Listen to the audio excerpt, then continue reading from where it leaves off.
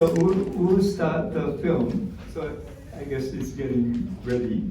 And basically, yeah, you see this is a kind of part of interface activities or dialogue that we're talking about. And then the first part, of course, asks for peace. And this is part of the connected to the peace building, but then it's more communication or with the dialogue. So we have a lot of conflicts. Then when we have a conflict, what we're going to solve is another big questions. And so peace and reconciliation, the way that we name ourselves is a Reconciliation Foundation of New York. So reconciliation part is something very important that we should be thinking. So we'll show the film, and from now, I think it's okay. Okay. So then enjoy the show.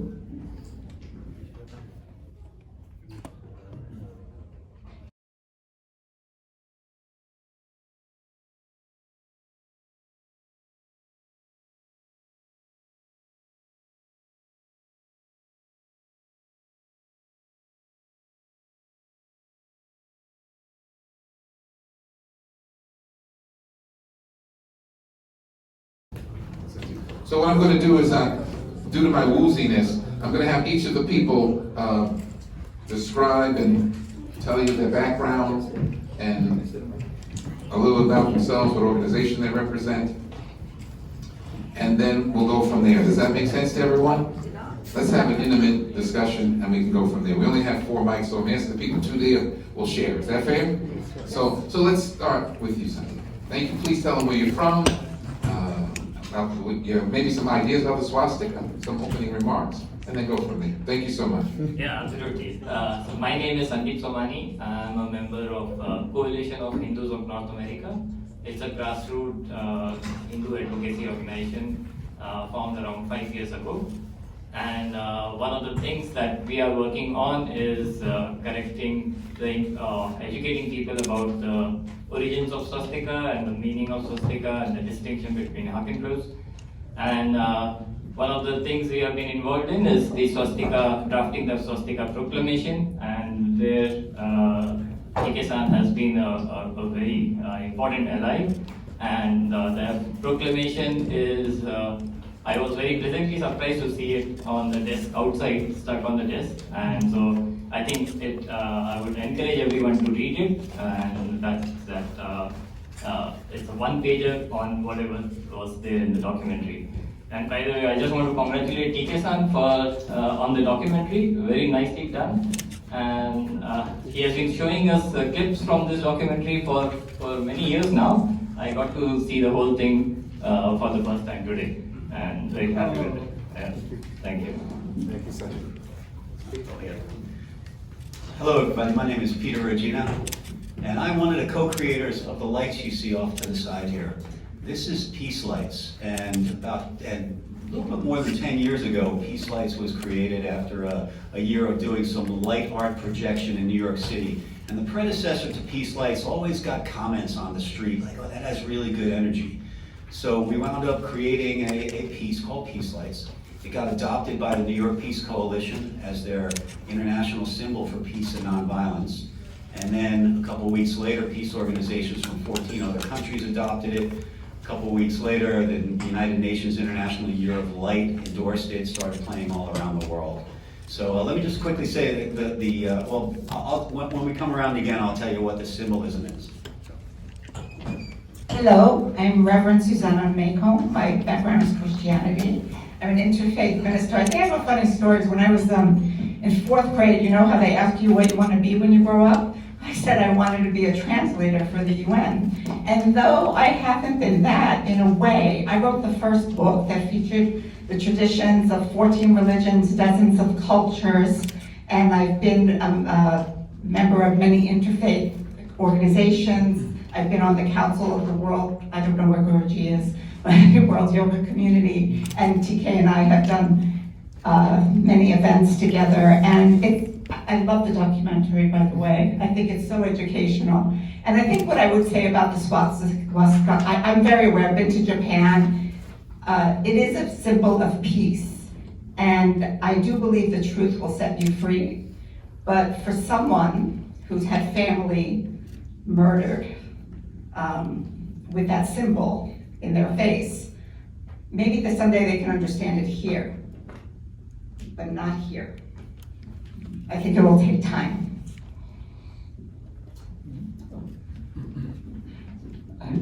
Thank you. My name is TK Nakagaki. I introduced myself in the movie, so I don't have to. But does anybody have my book? Because I brought a couple. Can I have a little, just a moment? I just wanted to quote from there, but I forgot to. Do you have it?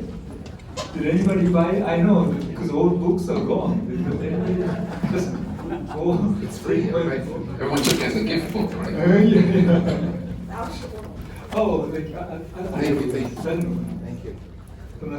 Oh, okay. I'll make sure. Yeah, I'll return to you. Thanks for buying for me. And then the one of the reasons is I ask is actually my friends who wrote a recommendation to this book just passed away October 13. Randy Brown, who is a very good friend of the Buddhist Council of New York. She used to organize, the the meditate advice, Change Your Mind Day, Tricycle Magazine, Central Park. If you know, I mean, if you're old enough to know, we used to do those. But then, so she wrote me some recommendation for this letter. So I just wanted to, as a memory of, to show the respect and prayer for Randy Brown. So I just wanted to read this, her, the Reverend Dr. TK Nakagaki has long been a prominent leader in an interfaith movement in New York City.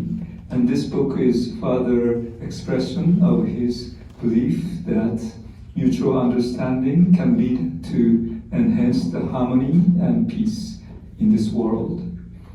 In a brave gesture of cross-cultural significance, the Buddhist swastika and Hitler's cross offers us detailed expression of the positive history and meaning that this profound symbol has for millions of people over the millennium. Randy Brown, LCSW, former executive director of Tricycle Foundation, publisher, the Tricycle, the Buddhist Review. So anyway, thank you. And so all I'm just saying is, of course, this film itself was done like 2017, 19 or so. So right before the COVID happened. So our plan was going to Japan and then go to the Europe, Auschwitz, and then we already have an appointment with the Chief Rabbi of Poland, Michael Shudry, but then so we couldn't do it in the end, and so and this film is, of course, doesn't say some of the things that I mentioned here, which is cross, Christian cross is also very much ignored from the Hitler's cross. So it's a Jewish symbols for at that time also is the connected. So that's another half of this page, which never really mentioned in things, but in the future, because Aryan, the word Aryan, that's also Sanskrit. Aryan means noble truth. So noble truth, who experience the noble truth is the Buddha, which is the so that's the enlightenment, the symbol of enlightenment, and so it is definitely very different symbol. And so instead, it's anti-Semitism, as it's mentioned. So it's totally different things mixed up with like a sugar. I'm always right here. We don't have any example of it. That's like same sugar and then salt. These are different. Taste different. How you use it is different. But they mix it, then you have problems. So that's what I try to bring it. It's not whether one side is right or wrong. No, it's just the truth is the fact is there's a difference thing. The name is different. So if you change the name, you cannot call my name as a different person. So that should be fixed somehow. Then you create a much more clear differentiate the things that have been used and have not been used or whatever. So the words for me is a very important subject. And so I think that this movie gives at least a good sense of that particular one. And so Aryan doesn't mean any white supremacy. Actually, it's nothing to do with the white supremacy, but at the same time, during those times, it just came with all those things. So it's a lot of I don't know, uneducational. We need more education about those facts, I feel. So anyway, but thank you very much for watching it. Thank you so much. Let me ask some questions. Thank you all for being here again. Thank you, the audience, for participating and listening. My first question was with regards to the movie that we saw, the documentary. How do you, let's go with the hard question first. Huh? You can tell your opinions. Oh, my name is James Lynch. I'm obviously I'm a Buddhist, Risha Kosakai, Japanese Buddhist lay organization here in New York. And in the context, I guess I flow from both worlds in the context. I'm born and bred here in New York City, but have a lot of people who are my friends in the context of Buddhism. For example, where I work, some of the other people brought me I wear these little charms like this, and one of the people I was just saying to Sandeep before I came up, that one of the people who I work with brought back one of these types of charms, but with a swastika on it. Right, and so we have to be at the same time there. So they know me, they were from Vietnam, so for them it's a lucky symbol, right? But at the same time I have to be very mindful, as I was telling Sandeep, if I fall asleep with that bracelet on with the swastika on it, someone's gonna say, what's this black guy with the swastika on? What is he trying to say? Secretly a Trump guy or something like that, right?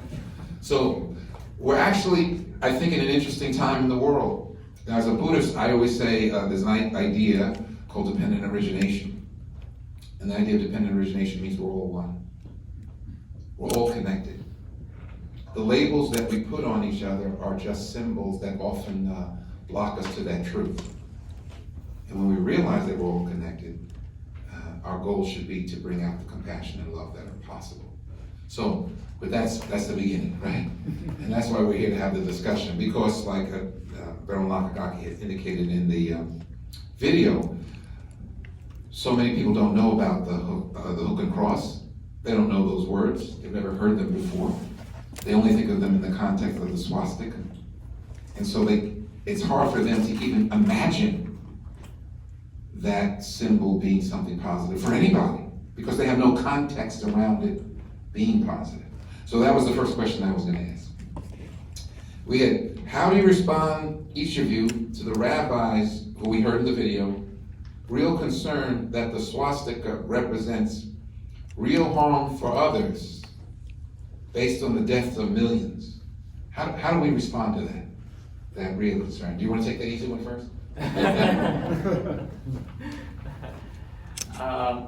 I think as it was suggested in the documentary that we should go back to the facts, and just a couple of facts is that so first of all, swastika even here in US was a positive symbol. I mean, there were sports teams named after it, was shown in the documentary called named swastika. I think there was a hockey team. And in the original German, Hitler's main camp, he never uses the word swastika, he uses Hakenkreuz. The first English translation of main camp by Dugdale also translated it as a hooked cross. That was in the documentary as well. So if it had just continued as from Hakenkreuz to hooked cross, we would never have this discussion at all.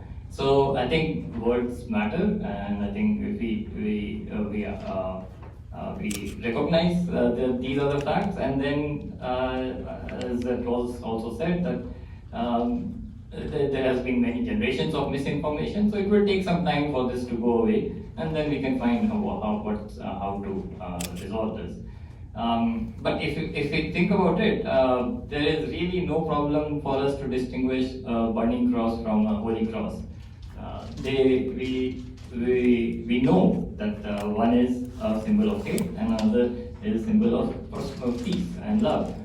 So because we have two different names and we are associating those names with different contexts, the same thing can be done here as well. We associate Hakim Cruz with the context of hate, and we associate swastika in the context of peace and prosperity. So I think that's all I would say. That's wonderful. Yeah. No, thank you for good opening. You're willing to tackle it first, so that's good. Thank you so much. Peter. Okay, I'd like to tackle that question in a story that relates to peace lights, because there was a very similar thing. If I could, at first, let me tell the symbolism of peace lights, okay? The colors represent the different cultures of the world. Not the races, not the countries, not the religions, but the cultures of the world. And the motion you see represents the way that these cultures work together globally to generate a feeling of harmony and peace and good energy. You see the words peace lights come up in 55 different languages throughout. We also have a version of peace lights with the 30 human rights in English and French. But wherever there was a choice in different languages for the word light, we always chose the holiest form of the word light. Now, right off the bat, peace lights kind of had a life of its own. It started getting invited to places, gotten endorsed as a symbol of peace, and started playing at the United Nations. To date, it's played at over 75 United Nations related events, General Assembly Hall, all the conference rooms, Delegates Lounge, Church Center, 10 times in Times Square, literally 7 of 7 continents. And it's gotten more so adopted as a symbol of peace. Now, I was just along for the ride at the beginning, right? Then COVID came. Well, then Claudette Colvin came, and I got us introduced to the African Union, started to engage with the African Union. So the story I'm going to tell you that relates to the person who we're talking about, the rabbi, comes out of Africa. So Africa has a 50-year plan, and in that 50-year plan, they call for peace education. And it's something that, from an African Union level, they can't get their arms around. It's just too big of an issue, too many different balls in the air, and certain countries that really aren't terribly committed to that idea of peeling back the onion on peace education, right? Even though it showed up in the 50-year plan. So currently, Project Peace Lights, which is an NGO with a mission to help accelerate peace education, is in 30 countries in Africa. Peace Lights is just a piece of art, right? So I'm on the phone with the UNESCO person from Tanzania. Now in Tanzania, Project Peace Lights, with this peace education focus, has an endorsement from the Ministry of Education, the Ministry of Community Development, Women's Affairs, blah, blah, blah. Right? The Office of the Prime Minister has endorsed Project Peace Lights. So she said, please talk to the UNESCO folks. So I'm talking to the UNESCO folks. They like the idea, and they came up right at the very end and said, well, you know you're going to have to change your symbol, right? I was like, what do you mean? And the symbol for Project Peace Lights is the shape of Africa with the colors of peace lights in the middle. And he said to me, well, you know, that symbol is not going to resonate well with the Muslim population here because it looks too much like the LGBTQ rainbow. And I was like, wow, you know, I wasn't expecting that, right? A misappropriation of a symbol, right? And it wasn't the first time I had heard it. So the first time I heard it was from someone from South Sudan. Second time I heard it was from someone from Cameroon. And the immediate way that we addressed it was through education. We said, this is not what this means. You know, it's not a rainbow. It doesn't it has colors. Colors are a gift from God, right? Light is created by God, right? You know, there's an education component. And by the way, here's the link that goes back to 2015 that tells you what those colors mean. So I would like to respond to your comment by saying that we have policies around how the symbol of all the African countries will present Project Peace Lights, and one of the symbols is you have to show the colors of peace lights. It has to say Project Peace Lights and the name of the country, and that's it. So I'd like to meet with the Grand Mufti when I come back here. Not back here, I haven't been there yet. But when I come to Tanzania, I would like to meet with the Grand Mufti and have this discussion, because I would like to get support and kind of someone out ahead of this potential issue. And that request went to the Office of the Prime Minister. And what they came back was, Mr. Regina, we'd like you to meet with the Grand Mufti, but we'd like you to do that in the context of the Interreligious Council.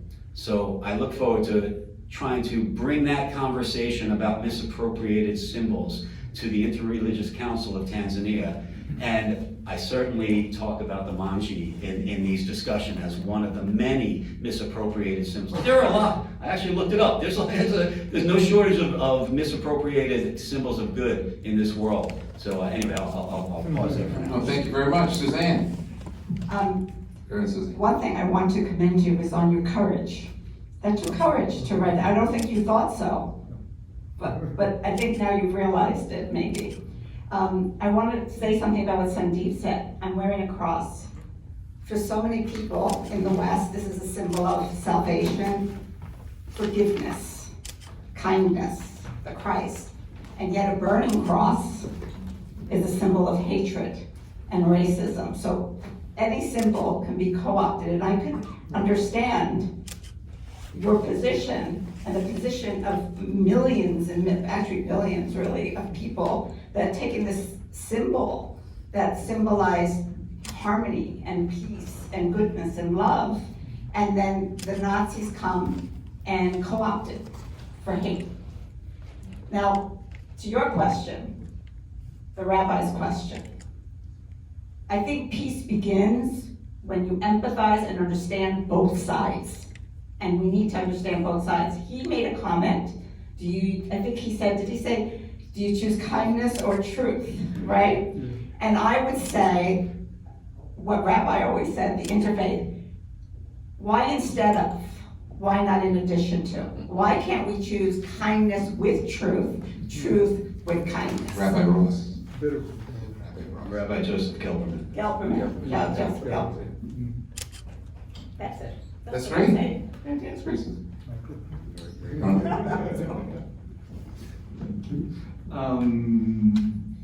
Yeah, I forgot what I was going to say. Sorry.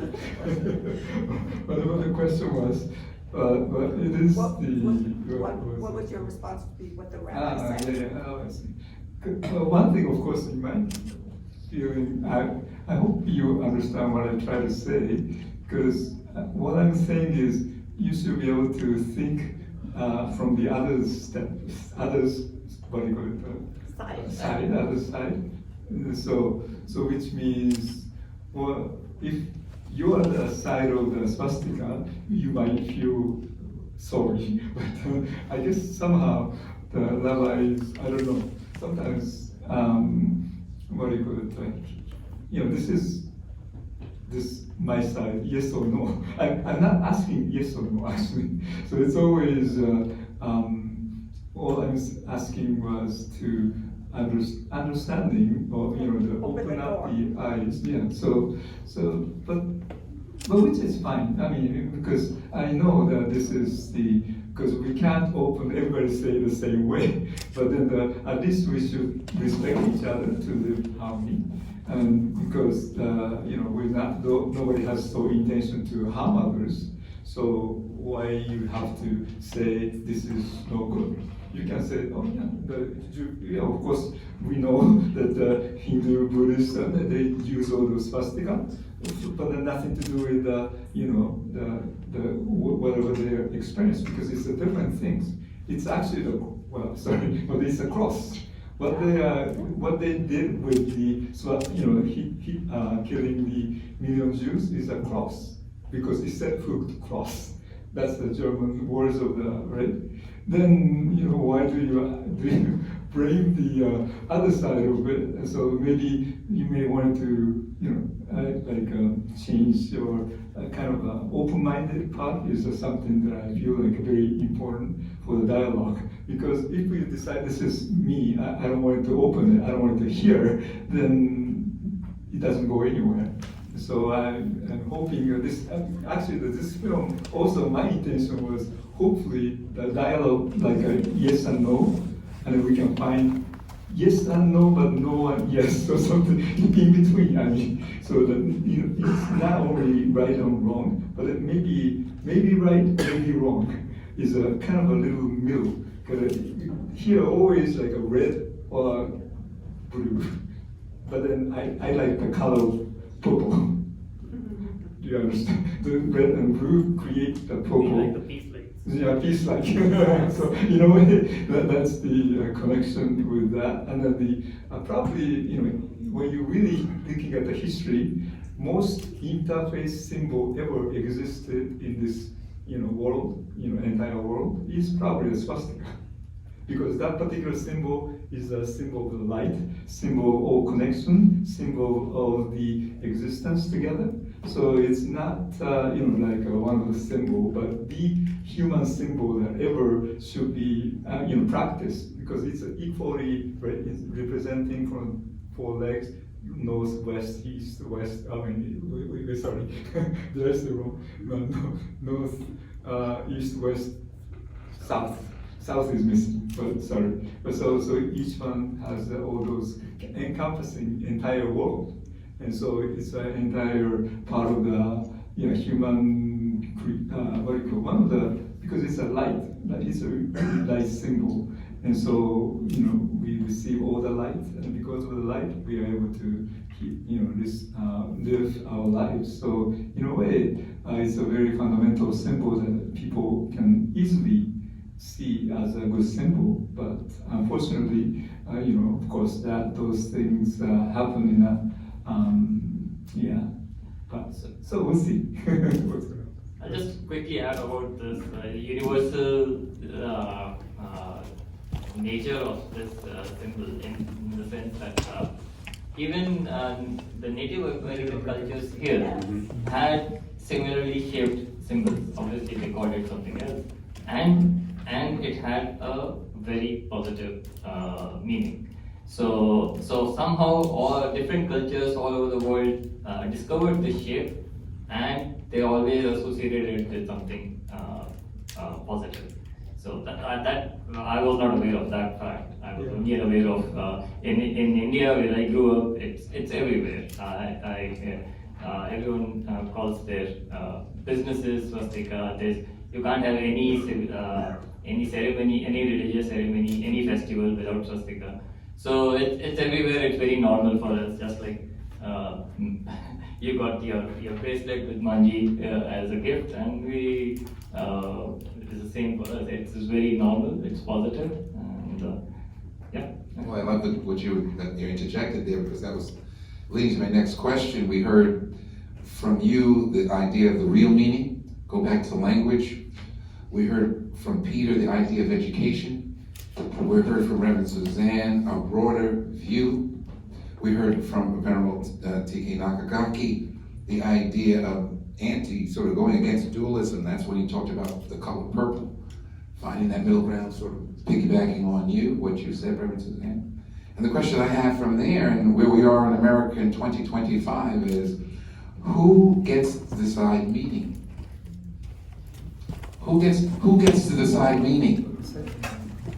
Right? In other words, you just, as Sandeep, you pointed out, in India it's all over, and before good luck, people get married, they put the swastika on it. So who gets to decide the meaning? AI. Artificial intelligence.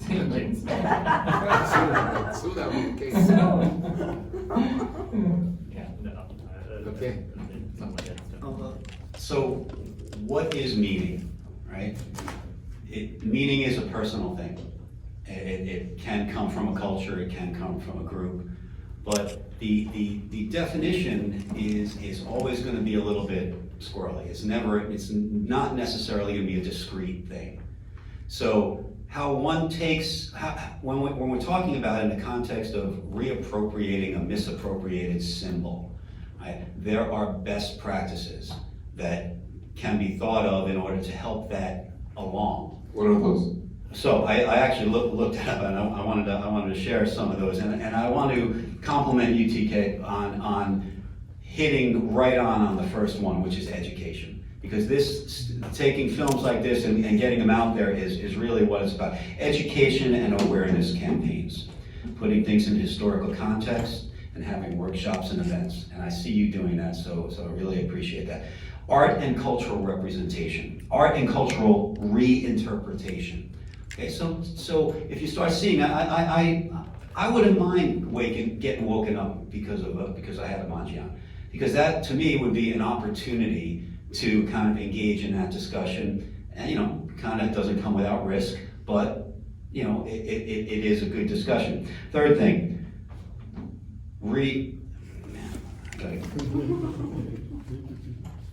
recontextualizing in new spaces. So taking the thoughts of peace and symbols and using that. Collaborative community efforts. Interfaith cultural dialogues.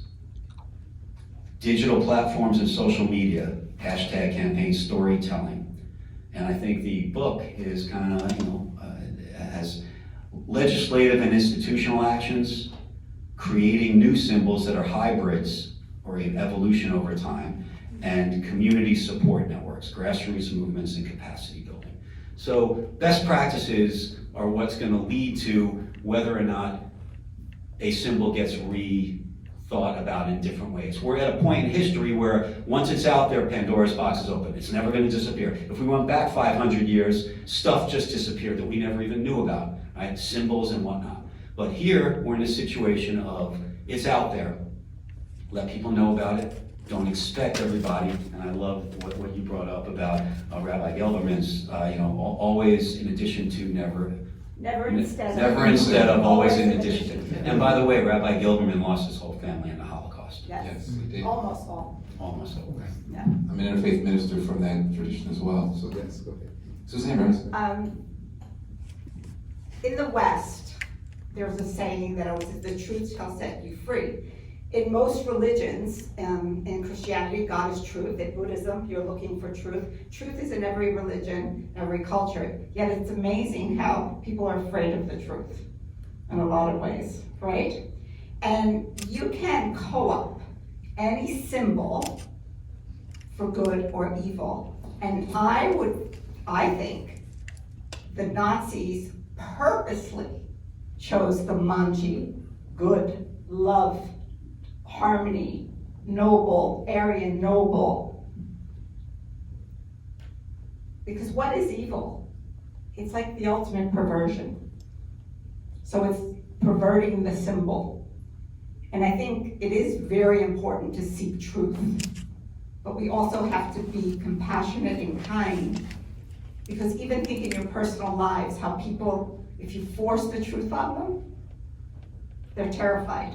Especially if they're traumatized, like Jewish people, or the burning cross for Black people, okay? So we have to be kind and compassionate and gently educate, gently.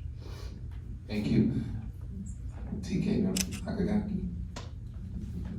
So, about the truth, so for the talking about, so I quote actually Rabbi Nachman of Brusel, I guess how you call it, but then the part of the things that I enjoy those short kind of a poetry that they have, that's Hasidic Jews, and this is a little long, so maybe I will just show the very last part. So it says, develop a good eye, always look for good, will bring you to the truth. Truth is a light by which to find your way out of darkness. Turn it on. If you believe you can damage, then believe that you can fix. If you believe that you can harm, then believe that you can heal. So I like this way. So whatever problem we have, we can also way to heal too. It's not the end of the story, end of the life or end of the story of this part. So that's the. Thank you. I think we're actually past our time. I'm very mindful of the time, and we're very thankful to the the building here in my mind. It's not anybody else's fault, it's my fault. Can I say one final closing thing? I should have said, wherever Peace Lights plays in the world, people are encouraged to project their own thoughts and intents for peace into the lights. So if you could take a moment before you leave today, just add your energies for peace so that they'll be part of the collective.